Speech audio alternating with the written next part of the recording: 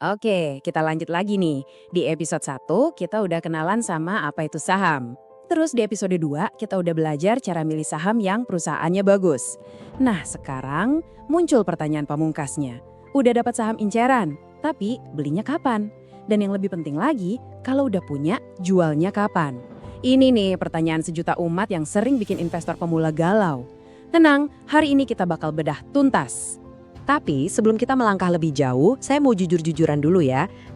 Saya ulangi, gak ada satu orang pun di dunia ini yang bisa nebak harga terendah dan tertinggi pasar saham dengan sempurna. Bahkan sekelas Warren Buffett aja ngaku sering salah timing kok. Jadi kalau ada yang ngaku-ngaku bisa, wah itu tandanya kita harus waspada. Terus kabar baiknya apa dong? Kabar baiknya, kita tuh nggak perlu timing sempurna buat untung.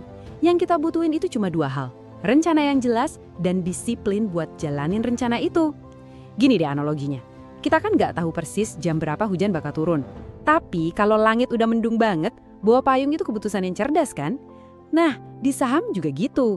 Kita cari langit mendungnya, sinyal-sinyalnya, supaya keputusan kita logis, bukan cuma tebak-tebakan. Oke, ini dia agenda kita hari ini. Pertama, kita bongkar dulu mitos soal waktu yang sempurna. Terus kita cari sinyal-sinyal cerdas buat membeli, termasuk nanti ada strategi andalan namanya DCA. Abis itu kita pelajari kapan harus menjual. Dan terakhir, yang paling penting, kita hadapi musuh terbesar kita semua, emosi. Udah siap?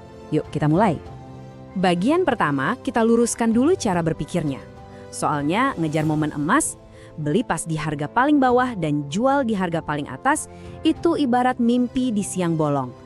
Hampir mustahil dan malah bahaya karena bikin kita ragu-ragu terus. Ingat ya, dalam jangka panjang, proses yang bagus bakal selalu menang lawan tebakan yang untung-untungan. Oke, sekarang kita masuk ke intinya. Kapan sih waktu yang bagus buat beli? Pasti sering denger kan, beli saat harga turun. Bener sih, tapi nggak sesimpel itu.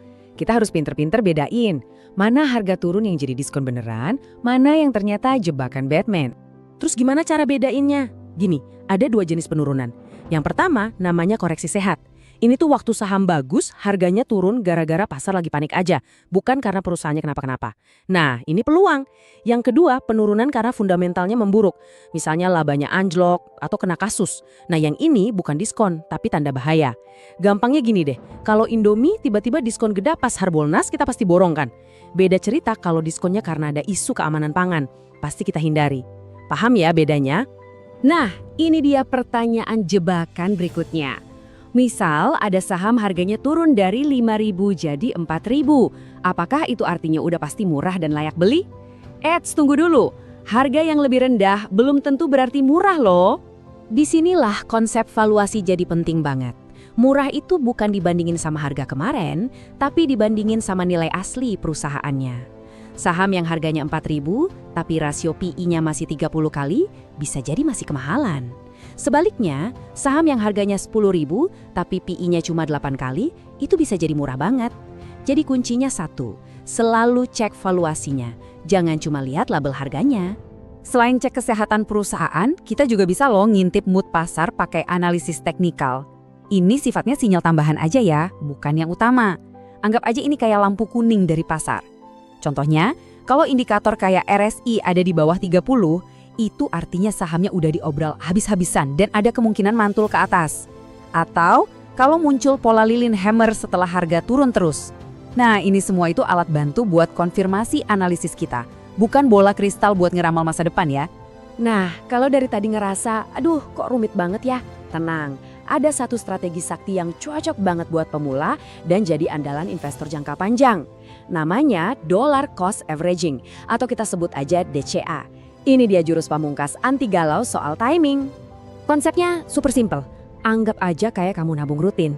Kamu komitmen, misalnya mau investasi Rp500.000 tiap bulan ke saham A. Ya udah lakuin aja itu terus-terusan. Gak peduli pasar lagi merah membara atau ijo royo-royo, pokoknya setor dan beli. Caranya segampang ini. 1. Tentuin jumlah uangnya, misalnya 500.000. 2. Tentuin jadwalnya, misalnya tiap tanggal 1. 3. Yang paling penting, eksekusi tanpa ragu alias disiplin. Jangan tergoda berhenti pas pasar lagi turun, atau malah nambah banyak pas lagi naik. Pokoknya, setia sama rencana awal. Dan ini dia keajaibannya. Coba deh kita lihat tabel ini. Modal kita sama terus, 500.000 tiap bulan. Waktu harga sahamnya 1.000, kita dapat 500 lembar. Bulan depannya harga turun ke 800. Dengan uang yang sama, kita otomatis dapat saham lebih banyak, 625 lembar. Sebaliknya, pas harga naik ke 1.200, kita dapatnya lebih sedikit. Inilah kekuatan DCA. Secara otomatis kita jadi borong pas harga lagi murah dan nyicil sedikit pas harga lagi mahal. Hasilnya, harga rata-rata pembelian kita jadi jauh lebih oke. Simpel tapi cerdas. Oke, cara beli udah lumayan kebayang ya. Sekarang kita masuk ke bagian yang seringkali lebih susah secara emosional. Kapan waktu yang tepat buat menjual?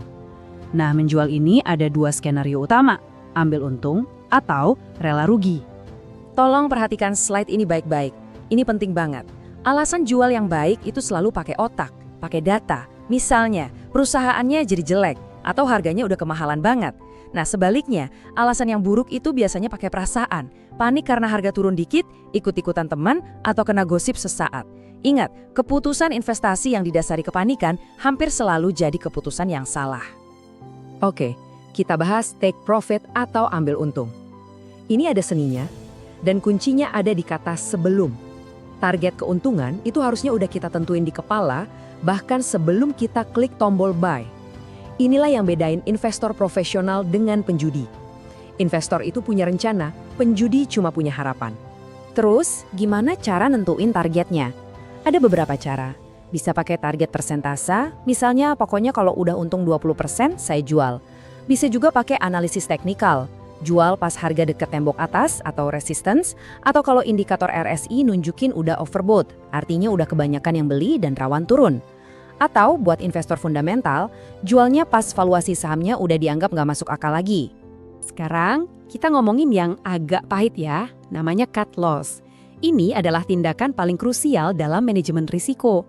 Cut loss itu bukan tanda kita gagal, tapi justru tanda kita investor yang dewasa dan cerdas. Ibaratnya kalau kita titip modal ke bisnis teman, ternyata teman kita ketahuan korupsi uangnya. Ya kita tarik sisa modal kita kan, tujuannya buat nyelamatin apa yang masih bisa diselamatkan daripada habis semua. Kita udah bahas semua teknisnya. Kapan beli, kapan jual. Tapi ada satu musuh besar yang bisa bikin semua rencana kita jadi berantakan. Musuhnya itu bukan bandar, bukan pasar, tapi ada di dalam diri kita sendiri, yaitu emosi. Yang pertama namanya FOMO alias takut ketinggalan kereta. Pernah nggak sih lihat saham lagi hijau terbang tinggi, terus tangan gatel pengen ikutan beli di pucuk tanpa mikir panjang? Nah, itu dia FOMO. Kita beli bukan karena analisis, tapi karena takut nggak kebagian untung. Ini adalah resep paling ampuh buat nyangkut di atas. Musuh kedua adalah kebalikannya, serakah. Ini biasanya kejadian pas target untung kita udah tercapai, misalnya 20%. Tapi karena harganya masih naik, kita mikir, tahan dikit lagi deh, siapa tahu bisa 30%. Nggak lama harga berbalik arah, anjlok, dan keuntungan 20% yang udah di depan mata tadi hilang gitu aja. Nyesek kan? Terus gimana cara ngelawannya? Pertama, tulis rencana investasimu. Kapan beli, kapan jual. Kedua, fokus sama saham pilihanmu aja, jangan lirik-lirik rumput tetangga. Ketiga, manfaatin fitur automatic order. Jadi sistem yang jualin, bukan emosi kita. Dan terakhir, belajar buat cuek. Kalau target udah kena dan kejual, harganya naik lagi, ya udah biarin aja. Disiplin sama rencana itu kemenangan yang sesungguhnya. Jadi, kesimpulan dari semua ini sebenarnya sederhana banget. Dalam jangka panjang, investor yang punya rencana jelas dan disiplin bakal selalu menang melawan mereka yang cuma ngandelin keberuntungan atau katanya-katanya. Ingat, proses itu mengalahkan tebakan. Jadi, setelah kita ngobrol panjang hari ini, yuk kita ubah pertanyaannya. Bukan lagi pusing mikirin, kapan ya waktu yang tepat? Coba sekarang tanyakan ke diri sendiri. Rencana investasiku udah siap belum ya? Karena jawaban dari pertanyaan itulah yang nanti bakal nentuin hasilnya. Selamat menyusun rencanamu.